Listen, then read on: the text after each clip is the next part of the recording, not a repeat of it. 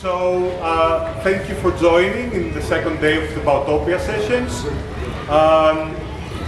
We had some Belgian weather with us, that was great, it was a great experience, but we were kind of prepared, so it is part of a universal plan. So the idea of doing the session in the Parc was because we are part of the new European Bauhaus, and part of the ethos and the ideas behind the festival is to somehow coexist in a specific harmony, kind of harmony with the environment. So we were quite aware of the risks of doing a session like this in the open air in Brussels, but I think it will be a challenging and interesting experience, and certainly different for all of us. So thank you for joining and for your patience. And also, I need to say some words about the session today. So for us, this second day is really, really important. We already discussed a bit about urgency and urgent situations and artists, and I think it's something that we have experienced in different ways the last period of time. And unfortunately, it feels that it's going to be a situation that is going to be either lasting or repeating, even though we all wish that that's not true. So we want to raise this conversation and see how we can act the next years, and how can we support everyone in need, and especially right now, our Ukrainian peers that are really struggling. So they need all our help, and that's what we're here today to do. This program was kind of curated by Andrei from the team of ECHN, so he will say 2 words about how the flow of the program will go today. We have done also some swapping, I think, in the program because of the light rain. Yes. Correct? It will be good morning to everyone. It will be not 2 words, but maybe 2.5, but I will try to be short. So our today's program is called Cultivating Empathy, which is dedicated to Ukrainian crisis and different artistic and different level of initiatives, like the institutional one where we have now the foreword from Volodymyr Sheiko, who is the General Director of the Ukrainian Institute, which is the department of Ministry of Foreign Affairs of Ukraine, which is taking care of cultural diplomacy, which is important. Also we'll have some speeches about different artistic and creative initiatives in support for Ukraine and solidarity. And the idea is to create a dialogue and to show to all of you all these initiatives in order to know how to create the ecosystem, sustainable ecosystem to support different artists in the crisis like this. But this one is dedicated especially to Ukraine. So now we'll see the foreword from Volodymyr Sheiko. Welcome again. Hello everyone, my name is Volodymyr Sheiko. I'm Director General of the Ukrainian Institute, which is Ukraine's public organization for cultural diplomacy. I'm very grateful for the opportunity to speak to you today, and I'm very sorry that I can't join you in person because of the restrictions of the martial law in Ukraine. But I hope to share some points with you on the circumstances that Ukraine's cultural diplomacy has found itself in today that may inform other discussions and other sessions that you will share with each other at the conference. I would like to start with reminding ourselves about the foundations of cultural diplomacy, the foundations that were established in the 20th century when different countries have established their national cultural institutes to advance knowledge of their language and of their national culture to other places. And I would distinguish three main foundations of European mainly cultural relations. The first one is undeniable belief in the humanistic nature and potential of culture, which means that through culture you can do no harm, you can only do good if you share your national culture with other nations and communities. The second belief is that the only purpose of cultural dialogue is to bring about peace, understanding, prosperity, and even reconciliation among nations. And the third fundamental is that the culture can communicate and have an impact in situations where other forms of dialogue are impossible or inefficient, like traditional diplomacy or any other forms of political engagement between nations and communities. And I would say that today's brutal war of Russia against Ukraine made it very clear that these foundations are now obsolete. They are now fundamentally challenged, they are fundamentally undermined. And in any conversation about the future or the current practices or needs of pan-European cultural relations, I think should accommodate the understanding that we are no longer operating in the same comfortable paradigm that we're so used to. Russia's actions against Ukraine and against obviously other countries have shown that culture can be used for anti-humanistic purposes and goals. That is to manipulate public opinion, to twist historical narratives, to challenge agency of other national cultures, to promote colonial and imperialistic attitudes and policies, to whitewash reputation of bloody regimes, of oligarchs, and basically divert public attention from the failure of entire society, which Russia's war in Ukraine obviously is. The second challenge is that the purpose of cultural relations is no longer to do good. It is to support and underpin Russia's military objectives in Ukraine and Russia's military objectives in other countries of the former Soviet Union, where Russia has triggered, initiated, and ever since sustained frozen conflicts and instilled some territorial disputes that remain unresolved until today. And also culture is now used, can be now used as a credible medium to sustain the image of a good Russia, of a great culture that basically serves as a safeguard against the overwhelming negative reaction of the world to the war in Ukraine. So through cultural diplomacy, I argue, Russia has been using much more longitudinal and sophisticated instruments of disinformation, of the so-called cultural disinformation in the realm of culture, history, education, to undermine identity, statehood, history, culture of Ukraine, and obviously of the other geopolitical space that now Russia claims to belong to its sphere of influence. And these efforts have not emerged a couple of years ago or today. They have been going on for decades and are very deeply rooted in imperialistic and colonialist nature of Russia's statehood and in its continuity from the Russian Empire through the Soviet Union and through to today Putinist Russia.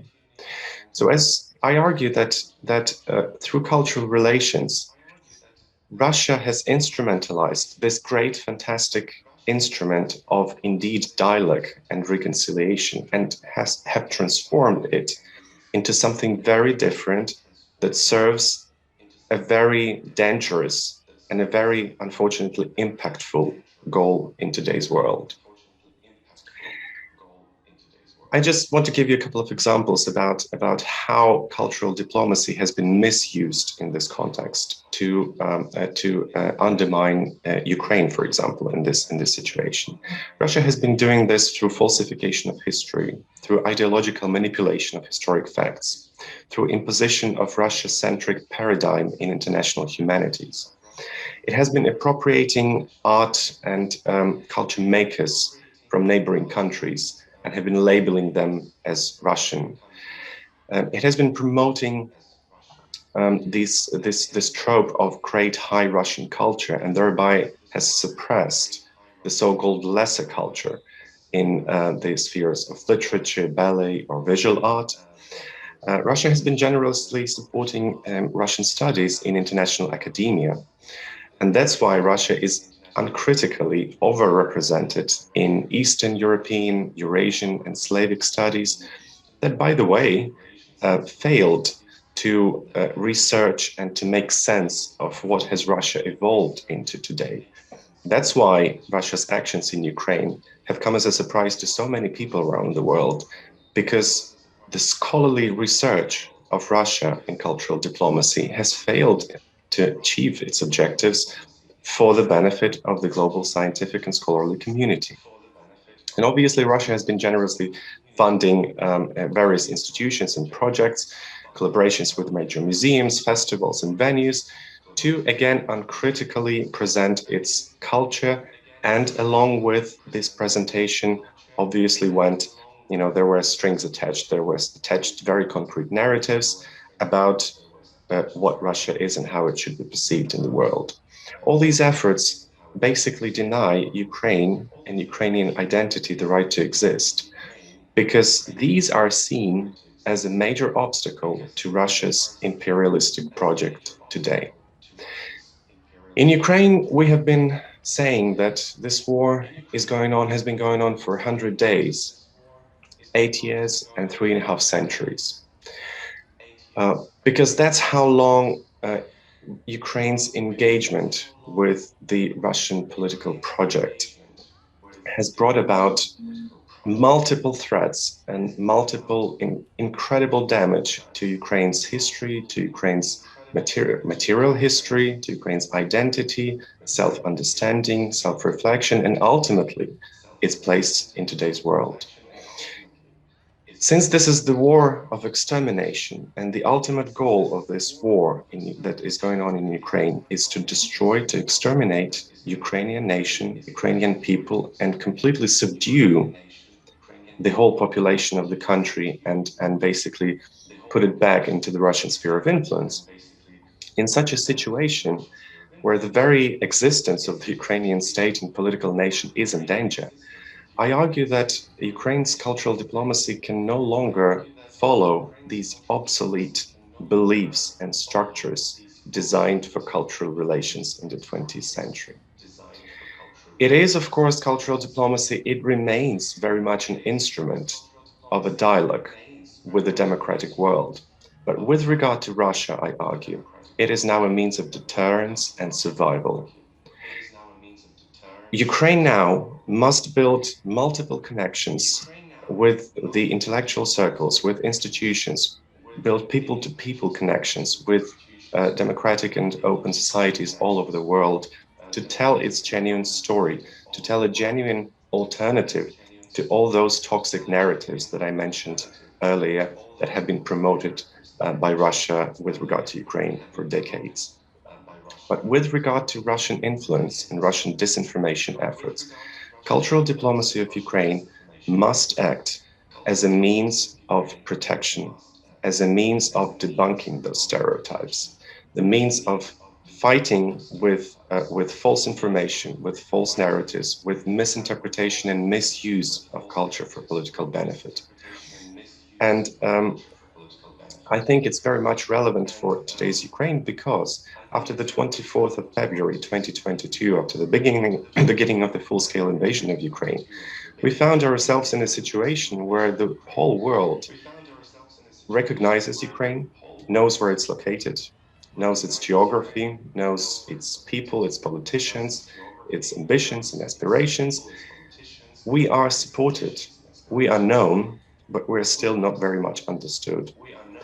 Because the knowledge of Ukrainian culture and Ukrainian history remains very, very much limited. And quite often, it is framed by that paradigm that Russia has constructed by itself or through its proxies all over the globe that still frame how politicians, journalists, editors, experts on politics, on geopolitics, on military affairs, perceive Ukraine today. It remains a big challenge for Ukraine and for cultural diplomacy.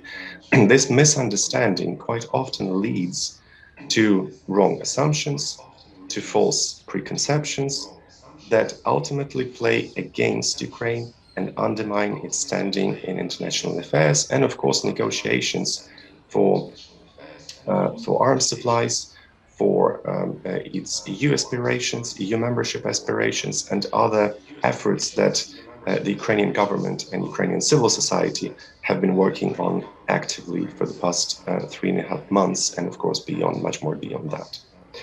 So to conclude, I would like to say that there are two main basically dimensions for Ukraine's cultural diplomacy today.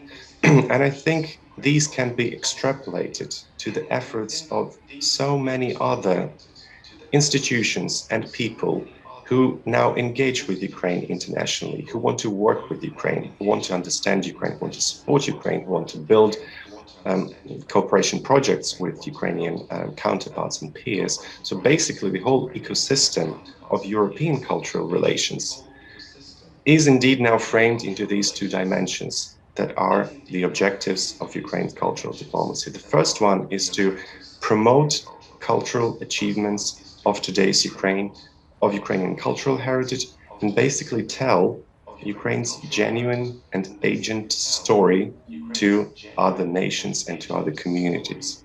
That's our main objective, because that very much remains in place, that function of cultural diplomacy, to tell genuine stories, not to deceive, but to tell a genuine alternative to all the negative narratives that might exist still about Ukraine internationally. And the second dimension is to engage with other cultural institutions with the call to suspend cultural cooperation with Russia until the war in Ukraine is over. That is a very much controversial call and controversial intent that has sparked a lot of dialogue internationally, but it should be recognized by all of us that if culture is instrumentalized in so many ways with such high collateral damage for Ukraine that is suffering this terrible and tragic war, then the aggressor state must be stripped of this instrument of influence.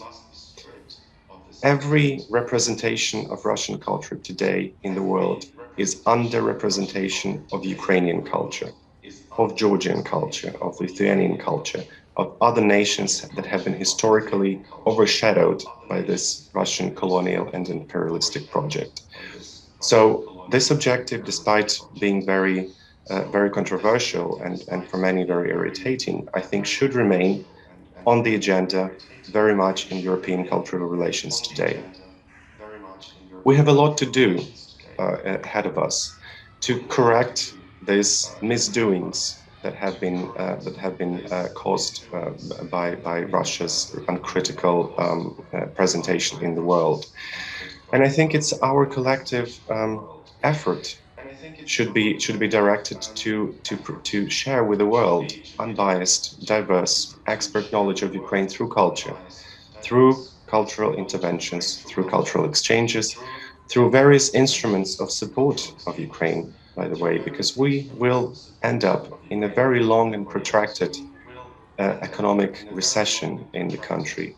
And the whole ecosystem of cultural institutions and culture makers that have been evolving in Ukraine for the past 8 years is now in danger of disappearance, of dissolution, because of lack of funding, because of lack of security, and lack of opportunities to meaningfully being able to do their own work. So in your discussions and conversations today, I very much hope that you will address this issue and discuss opportunities that will help Ukraine sustain this and survive this very much tragic period in its history, but also that will benefit you, your audiences, your institutions, because Ukraine in return can provide an incredible experience that is an incredible experience of surviving what is going on through today. The amazing expertise of its culture makers, the professionalism of its filmmakers, theater makers, literature makers. There is a whole world of culture to discover, I think, in Europe. And I think this is the great opportunity to help, but also to benefit your audiences and enrich your programming of your institutions. This is where cultural diplomacy still remains a key and central and powerful instrument in today's war, but also in the peace-building efforts that we're so much trying to be part of to bring the end of this war and to ultimately rebuild Ukraine. Obviously, I genuinely therefore believe in the power of cultural relations, despite the changed nature of it today. And I hope that you will share this belief, and I wish you very good and fruitful and meaningful discussions during the conference and its side events. Thank you very much.